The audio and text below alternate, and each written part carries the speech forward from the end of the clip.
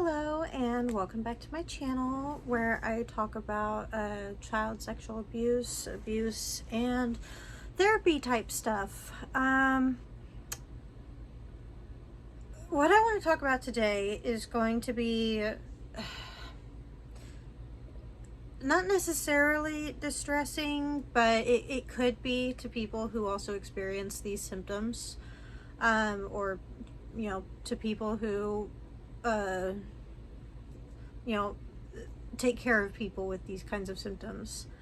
I will go over, today I want to talk about the symptoms of chronic abuse survivors, especially sexual abuse, because that can have a huge, not only mental toll, but a physical toll on the body.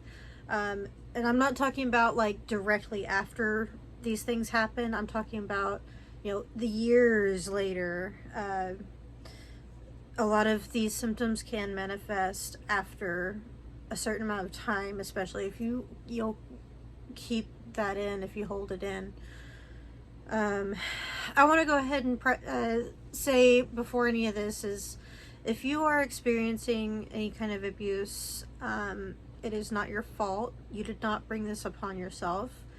If you feel safe or comfortable telling someone what's happening to you, please do. The best advice I could ever give an abuse survivor is tell someone you trust. If they don't do anything about it, keep telling people you trust, if there are people that you trust. Keep telling until the abuse stops. That is something I never did, but I feel like kids are a lot braver today now than they were in my particular generation. I'm at the I'm a millennial, right? So a lot of millennial kids kind of get this kind of a bad rap, saying that we're the generation that gets a trophy for participation and all that. But another really sad thing, and unfortunately common thing for kids in my generation, was spanking and slapping, hitting. There's a multitude of punishments that children in my generation went through that today we would not condone in the least. But on top of that, my brother and I both suffered extreme abuse. So I want to talk about some of the symptoms that I personally experience. This is all just me and my experiences. I know other people have their own experiences, have their own symptoms even of their past trauma. And it can be really extreme. Always have my notes. So the first one is body twitching.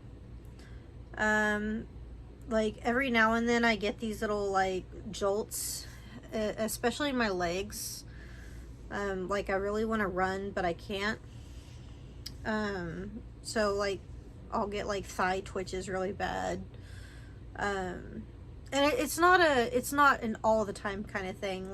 If I'm having a good day, sometimes I'll have a couple twitches, but if I'm having a really bad day, I'll notice it in my arms and my thighs, just constant jolts.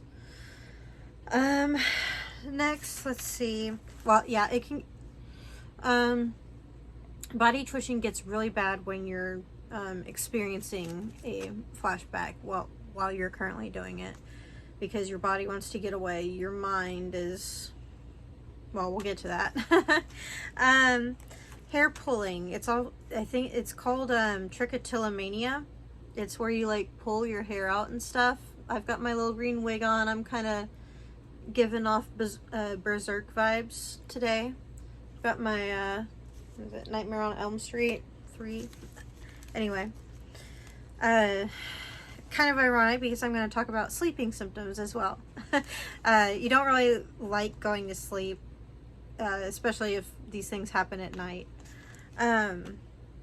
So yeah, when your anxiety gets really bad, like especially for me, I like to pull at, like I will literally pull out my hair. I've got some growing back like all around here, so it looks like I actually cut my hair and got like really shitty bangs. But it can be a soother like that. It's like a soothing pain almost. Like if I'm just really, I'll try not to pull it out, but I'll pull at it, and it actually like creates this soothing sensation. So I definitely don't recommend hurting yourself in any way, shape, or form, but it is a way for me to calm my more extreme emotions. Like I'll pull my hair, sometimes I'll snap a rubber band on my wrist. I have actually cut myself before, and I'm very proud to say that I haven't done that in about a year or two. Thankfully it hasn't gotten really, really bad. Right. So agoraphobia is next. I really don't like leaving my house. It is like panic inducing to even think about leaving, especially when I'm trying to work. I don't do like normal work hours because I don't like the idea of having a set schedule. Why is this? Because I have an irrational fear of like people getting to know my schedule.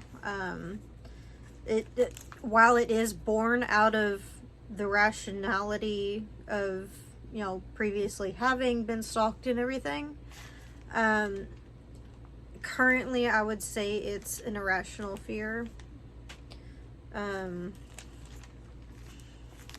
all I've got to say on that one, I think.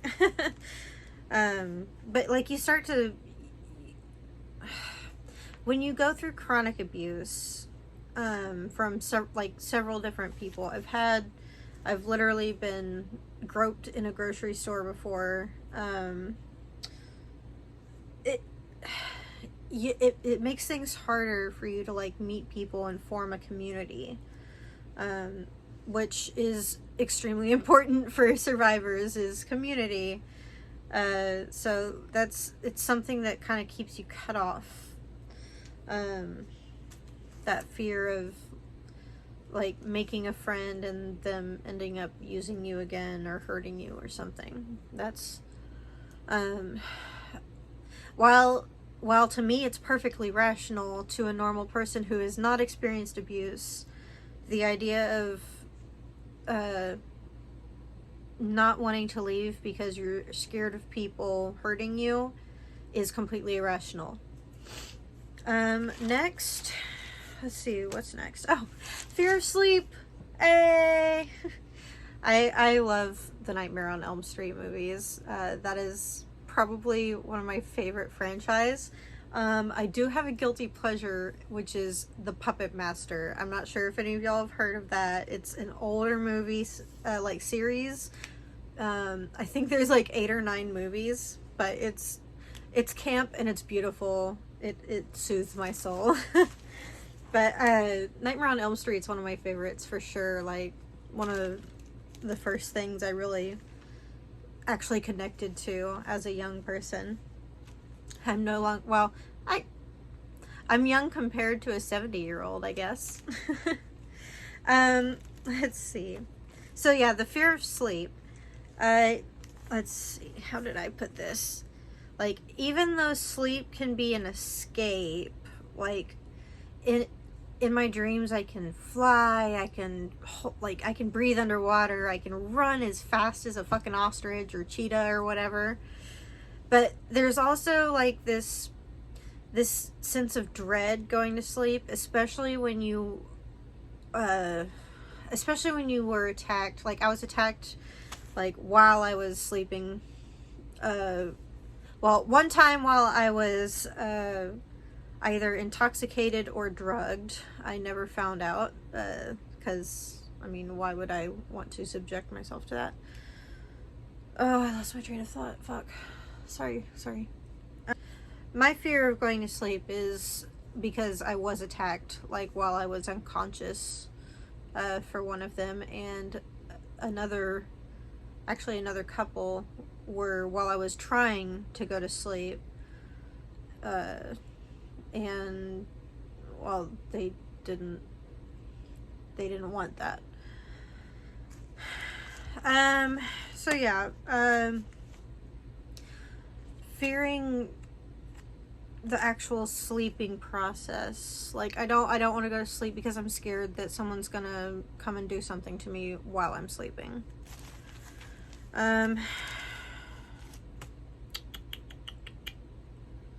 So, sometimes I guess I can call them some of them are flashbacks while I'm dreaming.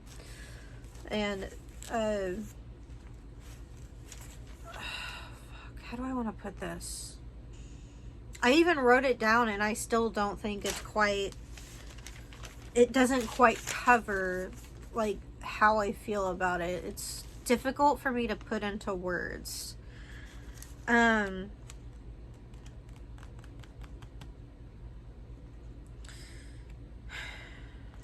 Lucid dreaming can help, like, if you can recognize that you're dreaming while you are asleep. It definitely, like, it helps you fight back and everything. Can be a dream warrior. But a lot of the times your dreams can meld into horror, life, and fantasy. I'm not sure if that really makes sense or not, but I'm gonna go with it. So, like, sometimes reality seeps into, like, a fun dream you're having, and all of a sudden you're back in a situation that did happen, or sometimes it can be even worse. Like, I've had bad dreams about abusers doing to me something that it didn't happen, at least as far as I know. But sometimes I guess my dream world, what do I want to put? Sometimes you can be in the middle of a flashback and somehow your brain decides, oh, let's make this worse than it was. Like, as bad as it was back then, your imagination can get make things so much worse. So sometimes you get the flashback dreams, but sometimes you get even worse than that. I know that what else is worse than fucking sexual abuse and all that. Some of the dreams I've had would make Stephen King wet his pants. Let's just say that. But it's like an unconscious dread. Like, you know how kids kind of, when they're kind of fighting sleep, they're like, I don't want to sleep, I'm totally awake, and then they can, like, maybe start crying or something because they're tired, but they don't want to go to sleep. I get that feeling sometimes. Like, it's this existential dread, like, what if I go to sleep and I'm not going to wake up kind of thing, I guess. For me, it's like, what if I go to sleep and something even worse happens in the dream than what I've already experienced. So yeah, it's like this constantly fighting yourself. Like, I love to dream when it's a good dream, but what if it's a bad dream? So it's this constant like feedback of your brain telling you, oh, I want to sleep, but I don't want to sleep. Okay, so next, oh, great. I'm going to get into something that I call it a mind break. There's probably a clinical term for it, but it's like when you have something so traumatic going on that your mind literally just blanks for like an entire day, maybe two. Like sometimes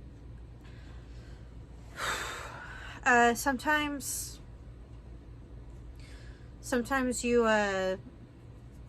fuck. This isn't one of those moments, but my mind has definitely gone blank. So like when really bad trauma happens to you and you're currently in it, or you're like going through something and your mind doesn't feel like you can handle it, your brain just basically goes, nope, I'm done. We're nobody today. I've had occasions like this where for an entire day or two, I would not know who I was, who or what I was. And I've had to completely, basically just, your brain reboots, kind of, trying to, it's basically a survival mechanism, right? So your brain is deciding what you should know about yourself, basically. I guess I hope that makes sense. So your brain decides, like, look, we need to reboot. This person needs to keep surviving, so let's just get rid of the really bad shit, okay? So for like a day or two, you go on autopilot, which is kind of weird to say autopilot because you don't know what you're supposed to be doing. Your body just does it for you. It's very disorienting, I will say that. So like,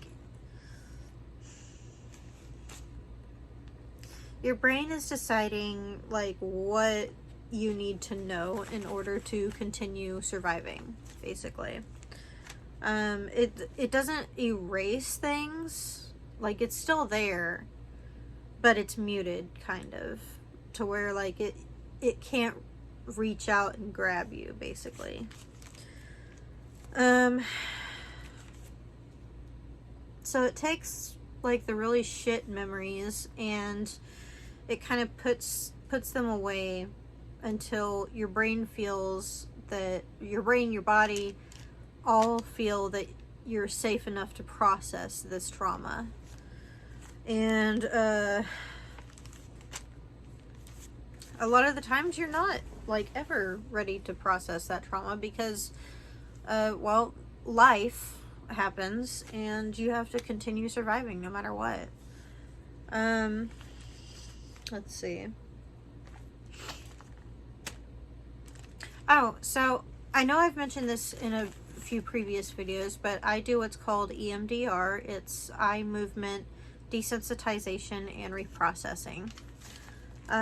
It's basically, I mean, there's different ways you can do it. Like, you can trace your eyes while going over traumatic memories.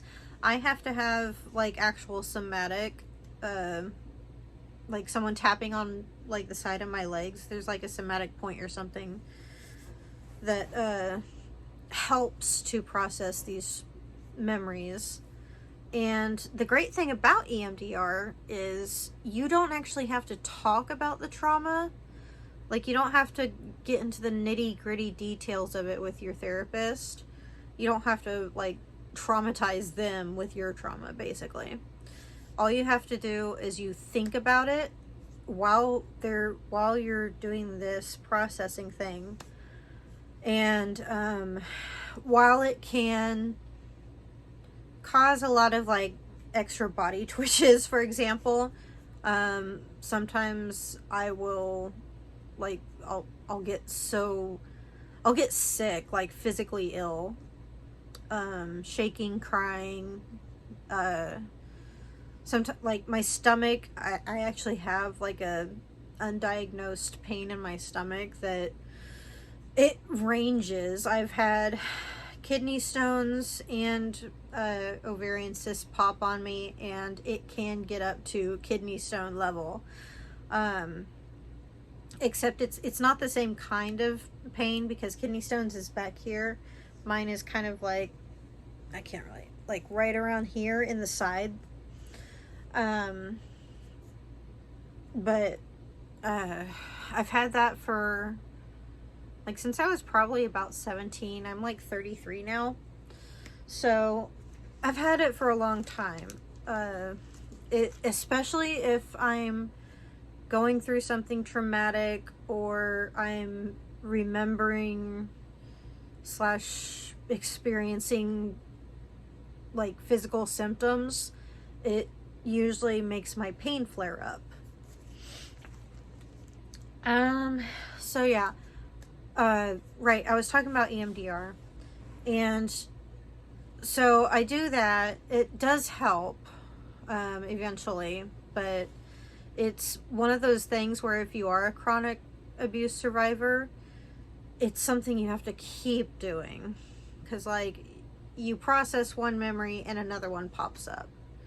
It's my never-ending conveyor belt of nightmares. But, so, like, I know, I'm just all over the place, right? Like, I think that's pretty consistent in my videos, is I am just all over the place, and almost annoyingly so. Okay, so another part of what I do in therapy is I consciously create a crypt in my mind where I can place all of the terrible shit into it, close the lid, and, you know, sometimes it slips out, sometimes I still get flashbacks, like, sometimes I have good days, but most of the time I am, like, I don't even know how to describe it sometimes. Like, you're constantly trapped in your own trauma, and it's hard to pull yourself out of that. So that's something I work on in therapy, is, like, I have something where I can put that away and, you know, put a couple of seals on it or whatever, and it helps. It can help mute things a little bit, kind of like my little my natural response is to just blank it out. All right, let's see, where was I have to have notes, because another symptom of really bad trauma and chronic abuse is you do get memory problems. Like, I can't remember certain things. The memories themselves are there, but they're muted.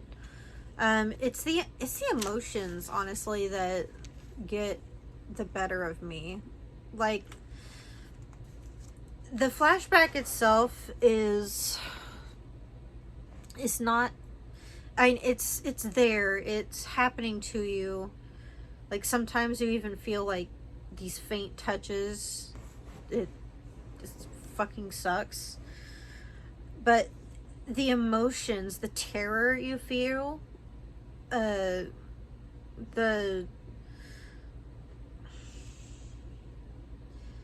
there's a lot of different emotions that you get, but for me, terror is like the number one. Terror, like shame and guilt, like that's associated with my religious trauma. um I grew up in a very religious household. uh Basically, I was supposed to save myself for marriage and remain pure, uh but that was taken away from me, like, before I was 3. And it happened again and again with other, like, different people. So growing up in a religious household where chastity, well, female chastity is held above all else, there's this extra, like, shame and guilt that is forced upon you on top of that terror.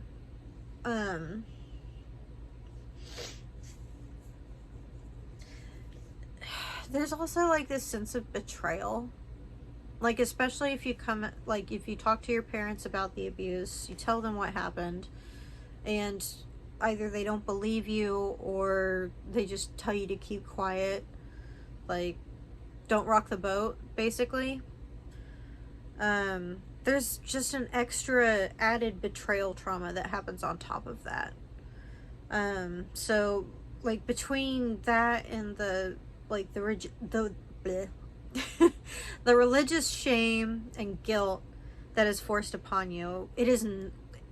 I'm going to say this right now too. If you are dealing with this, if any of this sounds familiar to you, it is not your fault. It is not your shame to carry. It is not your guilt to carry. You did nothing wrong. It is the perpetrator who did something wrong, and that is their shame and their guilt that they are forcing on you. So, I can't reiterate this enough. Please tell someone, and tell until the abuse stops. It is not your shame to bear. And I also want to get on, that one's not in my notes, but I want to talk about, like, when you are in a religious family, not like regular religious, but like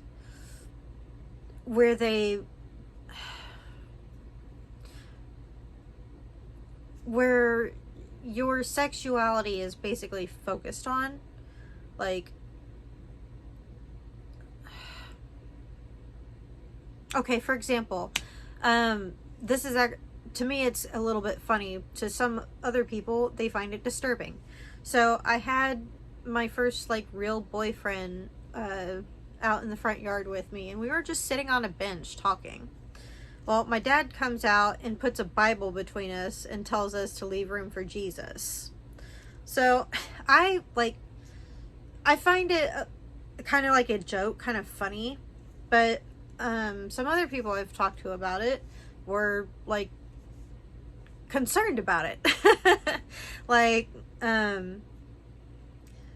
especially with, like, purity rings and like chastity balls and everything. I went to I can't remember if it was it was something where I was in a white dress, and, you know, it was Dad and me, and he's, like, supposed to protect my virtue and make sure I don't have sex before marriage. I don't, it weirds me out now, but to me it was normal back then. But yeah, you get this extra, like, betrayal that happens when a religious family finds out that you are no longer pure or chaste, even if, like, even though the fact that, anyway, I had this feeling that, well, God must love me because I suffer.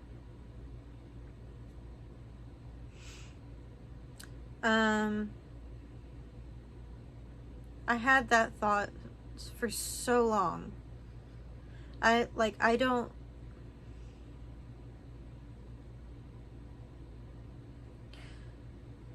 It's cruel to tell people that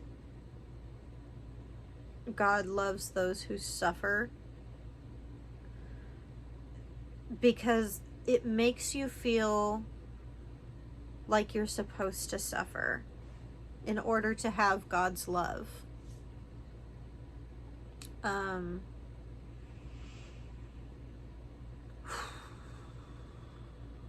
Yeah, so extra religious trauma there.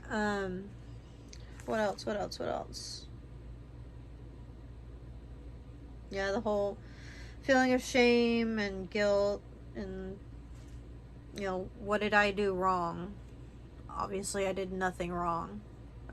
You did nothing wrong if you are going through this. It's shameful people who do that to you. And I'm sorry if that's something you're going through. That's not fair. You don't deserve it. So, anyway, I'm sorry. This is getting long-winded. So, emotions, they can get overwhelming.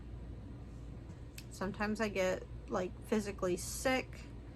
I'll throw up, or, my IBS, or, I also have ulcerative colitis. That shit'll act up, like, that's just a couple of symptoms.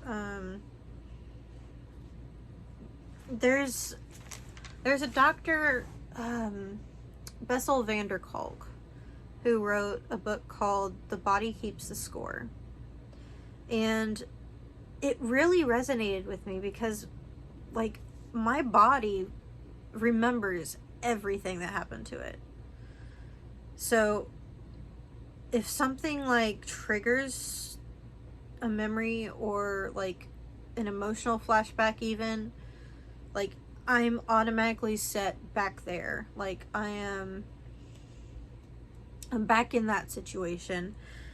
My body starts twitching, like, sometimes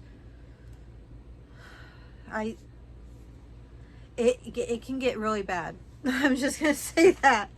I can, like, shake, I'll cry, and, like, the worst is, like, I do not like being nauseous. I hate throwing up. It is not my forte. I'm much better with the other end happening because I'm used to that. I never get used to the nausea that happens if I'm in a really bad state. It's something I just cannot get used to. But anyway, I think that's pretty much all I wanted to go over. So, I don't really have an outro for this, but I will put on some, like, cute kitty mind cleanser or something to go brighten the mood a little bit after this. It's kind of a heavy topic to go over. If you're experiencing abuse, I cannot reiterate enough, please tell someone. If that person doesn't do anything about it, tell someone else. Tell until the abuse stops. Alright? Yeah, so if you made it all the way through this, thank you. And I will see you in the next video.